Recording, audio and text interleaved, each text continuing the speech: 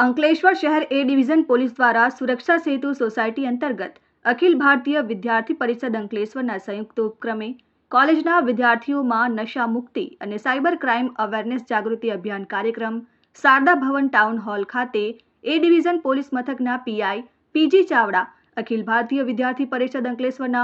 બ્રિજેશ પરમારની અધ્યક્ષતા હેઠળ યોજાયો હતો, જેમાં ઠાકોરભાઈ કોલેજના વિદ્યાર્થીઓ અને શિક્ષકો ઉપસ્થિત રહ્યા। આ કાર્યક્રમમાં પોલીસ ઇન્સ્પેક્ટર પીજી ચાવડા દ્વારા વિદ્યાર્થીઓને નશાથી દૂર રહેવા તેમજ નશાખોરી કરતા ઇસમોની પોલીસને માહિતી પૂરી પાડવા તેમજ નશાના દૂષણમાં સંપડાયેલા નશાથી છૂટવા માટેના ઉપાયો સહિતની વિસ્તૃત માહિતી આપી હતી। સાથે જ પોલીસ દ્વારા ફેસબુક સહિતના સોશિયલ મીડિયા પ્લેટફોર્મ પર રાખવાની તકેદારી અને સોશિયલ મીડિયા એકાઉન્ટને કઈ રીતે સુરક્ષિત રાખવું અને ડીપ ફેક વિડીયોથી બચવા સહિત સાયબર ક્રાઇમ વિશે વિસ્તૃત માર્ગદર્શન આપવામાં આવ્યું હતું। આ કાર્યક્રમમાં ઠાકોરભાઈ પટેલ, કોલેજના આચાર્ય જી.કે. નંદા, એબીવીપીના લક્ષેશ વસાવા, શ્રુતિ લુણી અને ઓમ દવે સહિત શહેર એ ડિવિઝનના પોલીસ કર્મચારીઓ ઉપસ્થિત રહ્યા। અખિલ ભારતીય વિદ્યાર્થી પરિષદ નગર મંત્રી નામ બ્રિજેશ પરમાર આજરોજ અંકલેશ્વર ખાતે અખિલ ભારતીય વિદ્યાર્થી પરિષદ અંકલેશ્વર નગર તથા અંકલેશ્વર એ ડિવિઝન પોલીસ સ્ટેશનના સહ ઉપક્રમે નશા મુક્તિ અને સાયબર ક્રાઇમ જાગૃતિનો એક કાર્યક્રમ આયોજન થયો હતો, જેમાં આપણા એ ડિવિઝનના પીઆઈ સાહેબ શ્રી પીજી ચાવડા સાહેબ ઉપસ્થિત રહી વિદ્યાર્થીઓને નશા મુક્તિ વિશે જાગૃતતા અને સાયબર ક્રાઇમ થાય તો કઈ રીતે એમની ઉપાય મેળવી શકાય તેની માહિતી આપવામાં આવી હતી અને કાર્યક્રમની અંદર નંદા સાહેબ ખાસ ઉપસ્થિત રહ્યા હતા। અંકલેશ્વર શહેર એ ડિવિઝન પોલીસ સ્ટેશનના સહયોગથી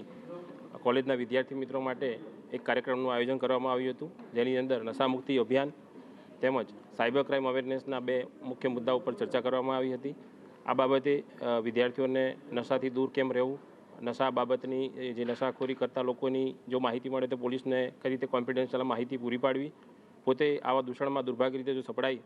તો પછી એનાથી છૂટવાના શું ઉપાયો છે, જે રિહેબિલિટેશન સેન્ટર છે એ બાબતની એમને માહિતી આપવામાં આવી છે।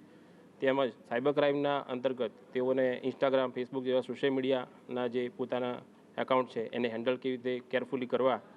અને કેવી રીતે ખોટી જાળમાં ફસાઈ અને પોતાના પૈસા ગુમાવી દેવા અથવા તો ડીપ ફેક વિડીયો દ્વારા વિદ્યાર્થીઓ તણાવમાં આવી જતા હોય છે, તો આ વિદ્યાર્થીઓ પોતાના જે નિર્ણય છે એ ખોટા નિર્ણય લઈ લેતા હોય છે। તો આવા ડીપ ફેક વિડીયો કે જે પણ એમની પાસે ઘટના બને તો તુરંત જ પોલીસનો સંપર્ક કરવા અને પોલીસ સ્ટેશનના જે કંઈ અહીંયા અધિકારી કર્મચારીઓ છે સાયબર ક્રાઇમનું કામ કરતા એમના કોન્ટેક્ટ નંબર પણ તેઓને આપવામાં આવે છે। તેઓ બેઝિઝક પોલીસનો કોન્ટેક્ટ કરી શકે તે માટે એક્સેસિબિલિટી વધારવાનો આ પ્રયત્ન હતો। એટલે સુરક્ષા સેતુ સોસાયટી અંતર્ગત જે પોલીસ એ પ્રજાનો મિત્ર છે